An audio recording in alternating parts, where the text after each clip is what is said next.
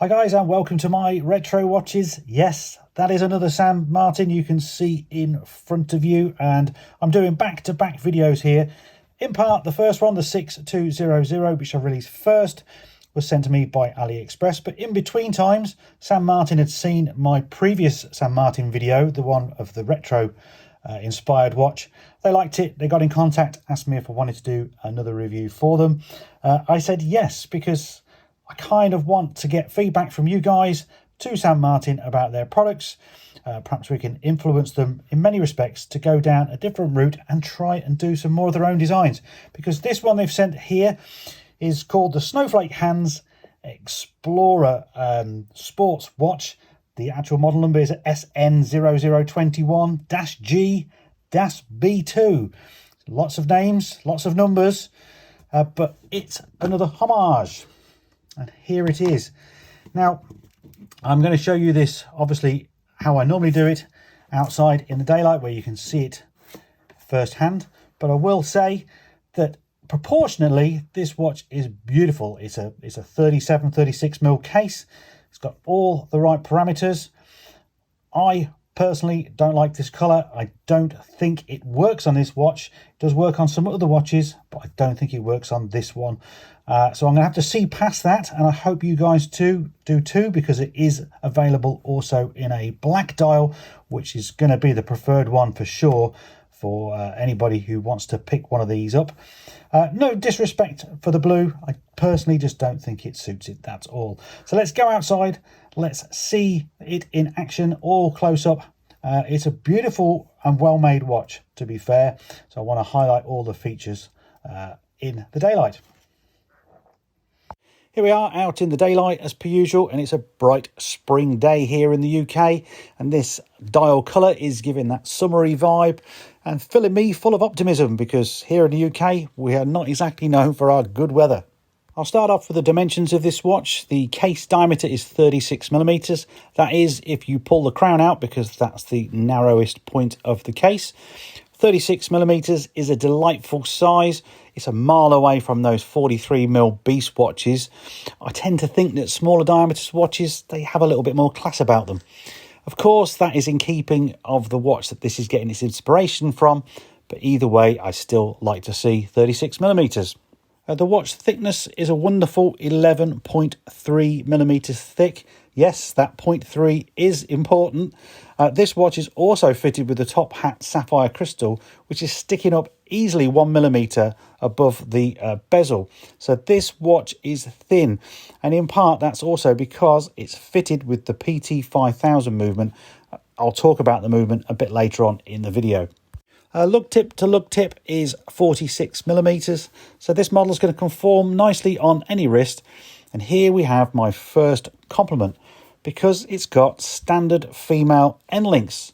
Now, unlike the 6200 in my other review, which didn't, and I had to retrofit, this one obviously comes with them as standard, and I think it's a great idea, because basically the bracelet is not protruding any further from the lugs, and therefore it just finishes it nicely, and of course it wears much better.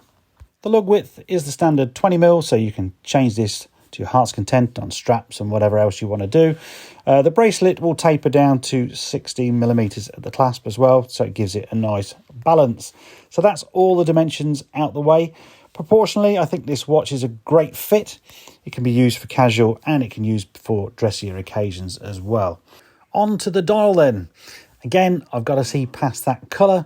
I'll actually put a photo up now of the black dial version, which I think is going to be the better model and the one that will sell more as a result.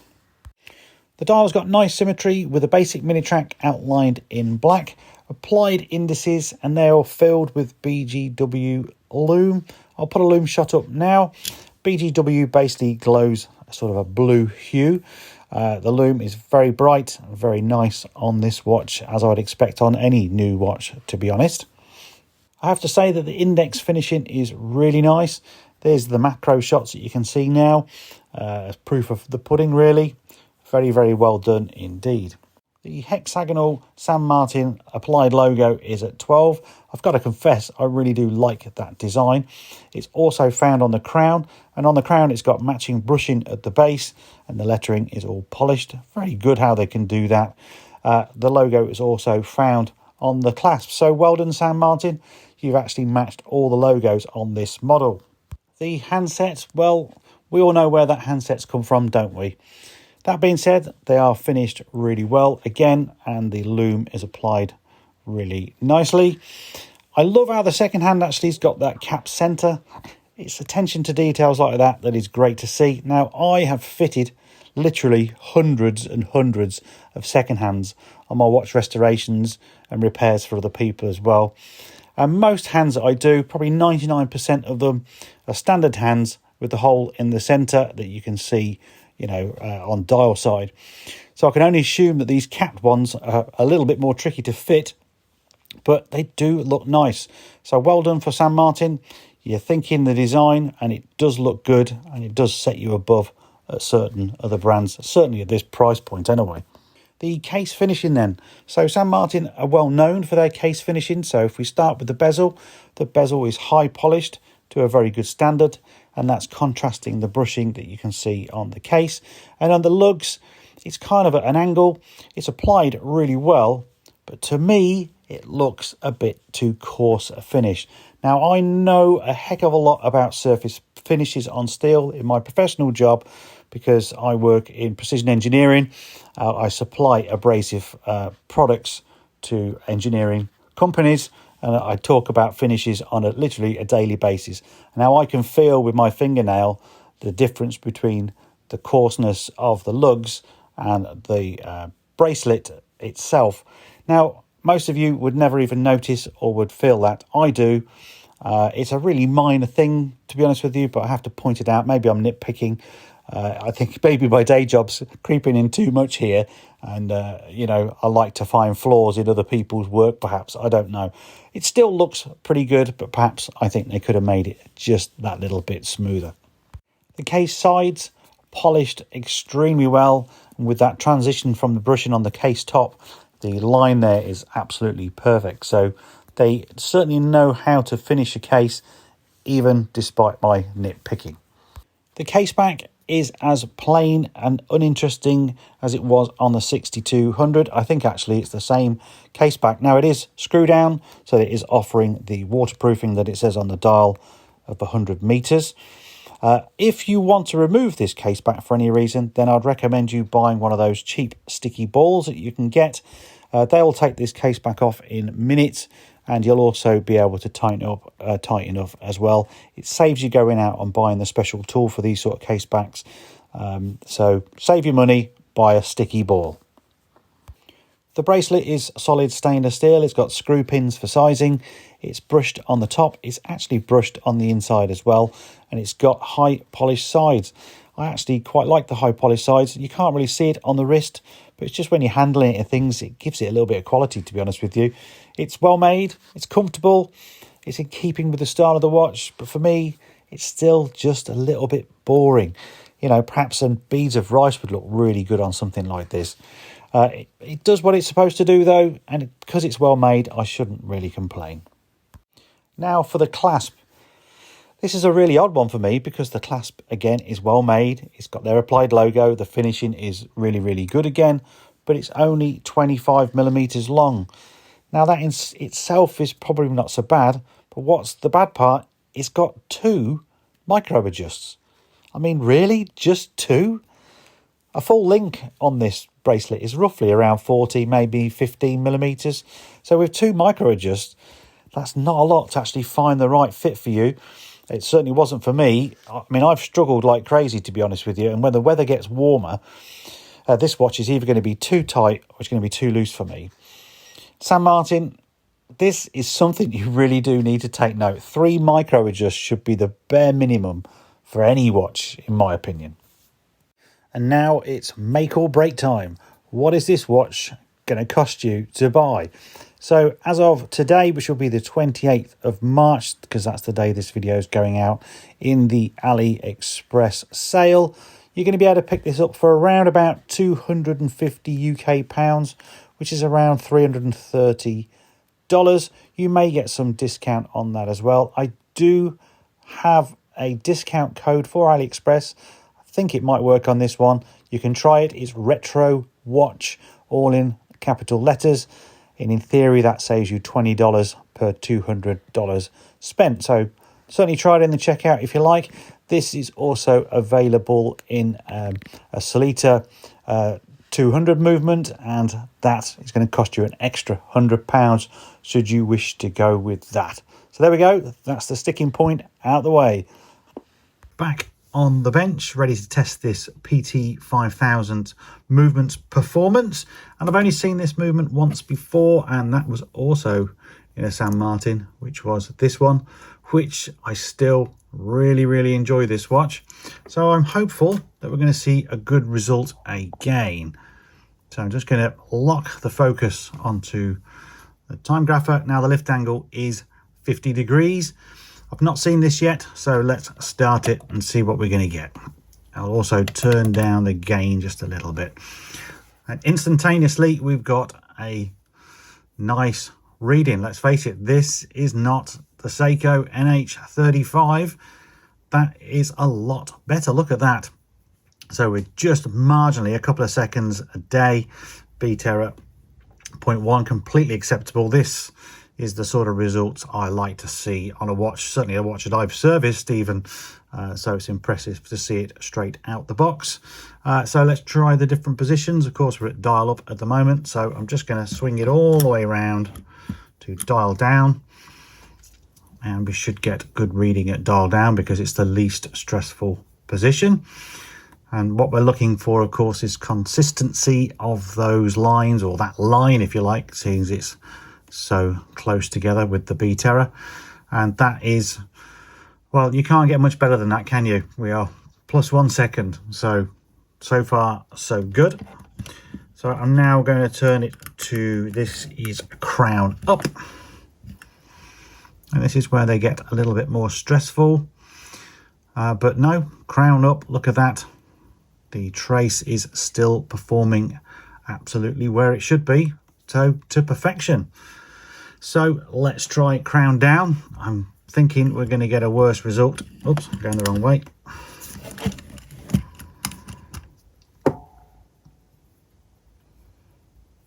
And yes, so this is just where gravity's starting to kick in, I guess.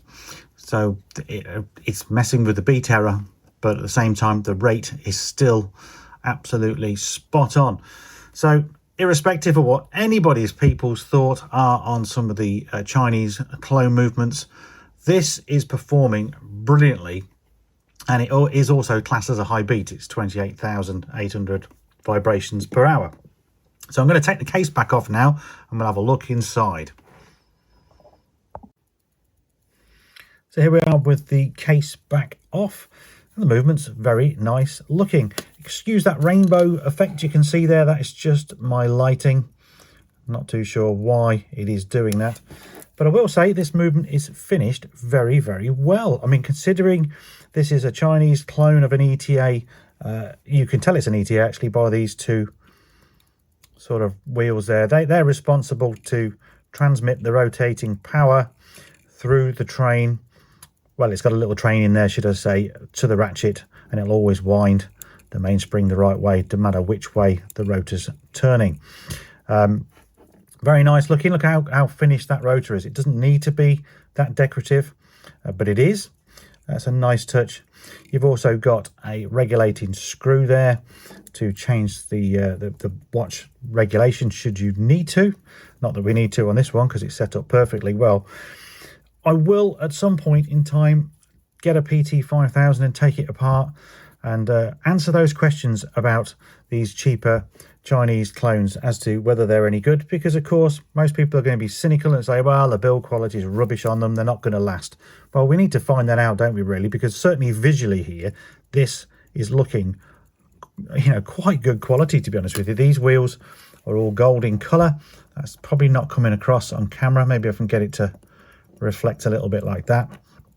You know, to me, I've seen a lot of movements, and this is looking nice, tidy and clean. And to be honest with you as well, it looks better than the pesky NH35 that I'm starting to fall out with, to be honest with you, by Seiko. So there we go, that is the movement. Let's now do the pros and cons to this watch. Okay, so I've shown you all the features inside and outside of this watch, so I best sum it up. So first up, we'll start with the good. So what's good about it? The sizing. I think 36mm is great, very, very versatile. Will fit most wrists. It's really, really comfortable as a result because it's very light as well. So it's a really good daily wearer. And you're going to be able to wear this on all different sorts of occasions, from the office to just complete recreation, really. The finishing again is very good. Okay, I had a gripe at the lug finishing, and that might be me being a little bit picky. Maybe it's just this particular watch, who knows? But the finishing still is executed very, very well. The movement performance, this PT5000, I really do like. This is the second one that I've seen. Like I said, both are performing very, very well. They're also deemed a high beat, so you're getting a bit more quality there, or a smoother tick if you like. And I guess the price, so for £250 or maybe a little bit less in the sale and with discounts, that's not a bad price to pay for a watch like this, in my opinion. And that leads me on to the bad. And I started the video with it, so I'm going to end the video with it, and that's that dial colour. I'm sorry, but I just can't bond with it. It's kind of, well, I know it's the raised, this Tiffany blue, but on this particular watch, for a man in his 50s, I just don't think it suits me at all, or my age. And the black dial is much, much classier. Now, I know I did a Phoebus review of a dial of a similar colour. It worked on that watch because there were other design features about it that I think made it look a bit more manly, perhaps. I don't know if that's the right word. But certainly the pick of the bunch in this one is going to be the black. Maybe if they release some slightly more subdued colours rather than these sort of garish ones, that could be a better choice going forwards. What else is bad? Well, of course, 2 micro adjusts. I'm sorry, it's just not enough. When your arms expand a little bit in the summer, certainly like mine do, it's nice to be able to move it up a couple of millimetres and have that little bit of breathing space, and you're not going to get this one. You're going to be lucky to get it to fit perfectly throughout the whole year, really, in those different weather situations. Also, of course, the design, because the design is borrowed all round, and you can't get any points for that. I know clearly that San Martin can make their own designs. They have done already, and some of them look fantastic. Obviously, I've reviewed one which is superb, to be honest with you. And if you want to get a bit more kudos, a bit more people behind you, then come up with your own ideas, because certainly your quality is there. So if you've got quality and then you've got your own design as well, you're sure going to get a bit more respect out in the marketplace. And then the last bit is the water resistance. I haven't talked about this in the video, but this watch has got 100 meters water resistance, and that's with a screw down case back, and it's also got a screw down crown. Now, I did a video on the 6200, which you can see as well now because that's live. And that watch has got exactly the same case back, and that's got a screw down crown, and that's 200 more water resistance, and that's more of a dive watch, of course. So what is it? Is it all about the crystal? Is it just the crystal gasket here that's it's not as good, perhaps? I don't know. I'm not fussed about 100 meter water resistance, but I kind of think this is a dressier watch, and a screw down crown is just a hindrance on a watch like this. You know, you want to give it a little bit of a wind to get it going. You can't, because you've got to unwind the thing first. You want to change the time. The time has just changed in the UK into British summertime. And of course, I've got to unscrew the whole thing, pull it out before I can do anything. And that is just an annoyance, really. I don't think this sort of design needs a screw down crown. Okay, that's the end of this review. So all the usuals, please like, please subscribe, please click the bell button, please leave comments below. I'll read every single one. I will try to reply to as many as I can, and I would imagine San Martin may also be reading these comments. G-B2. If you want to pick one of these up, there is a link in the description down below. That is an affiliate link. It's not going to cost you any more money, but I will earn a small commission if you choose to buy one. And of course, I recommend the black dial for certain. So yes, more videos coming along soon. I've got some repairs to do, and I've really got to get the hand bluing kit video done. So I'm going to try and do that one next. Really excited about that one. Certainly for you hobbyist watchmakers out there, and anyone that's into modding watches, this is going to be something that you'll be interested in doing yourself, hopefully. So that one's going to be coming very, very soon. Should start filming it this week. It's a big, fine balance for me at the moment. I've got a busy full-time job. I've got a busy family life as well. So trying to find the balance to squeeze all of this in and keep you guys entertained at the same time is quite difficult. So there we go. That's it. Hope you enjoyed it. Catch you in the next one very soon. Bye for now.